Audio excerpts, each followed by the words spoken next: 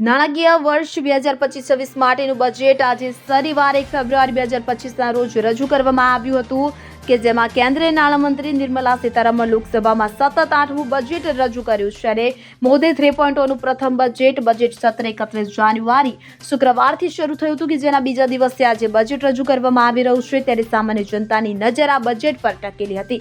બજેટમાં એવી જાહેરાતો કરવામાં આવી છે કે જેની અસર રોજિંદા જરૂરિયાતો સાથે સંબંધિત ચીજવસ્તુઓની કિંમતો પર પડી શકે છે કારણ કે ચીજવસ્તુઓની કિંમતો પર પડી શકે છે કારણ કે સરકાર સામાન્ય રીતે કેટલાક ક્ષેત્રો પર ટેક્સમાં વધારો કરે છે અથવા તો આયાત જકાતમાં ફેરફાર કરે છે કે જેના કારણે કેટલાક ઉત્પાદનો મોંઘા થઈ જાય છે જ્યારે અન્ય તેમની કિંમતો ઘટાડે છે। ત્યારે બજેટમાં શું સસ્તું થયું તેના વિશે વાત કરવામાં આવે તો બજેટમાં ચામડાના શૂઝ, કપડાં, સોના ચાંદી, mobile phone, mobile charger, electronic વાહનો, કેન્સરની દવાઓ, platinum, electronical wire, x-ray machine અને સોલાર સેટ સસ્તા થયા છે જ્યારે સિગારેટ, હવાઈ મુસાફરી, પ્લાસ્ટિકની વસ્તુ અને પેટ્રોકેમિકલ્સ મોંઘા થયા છે।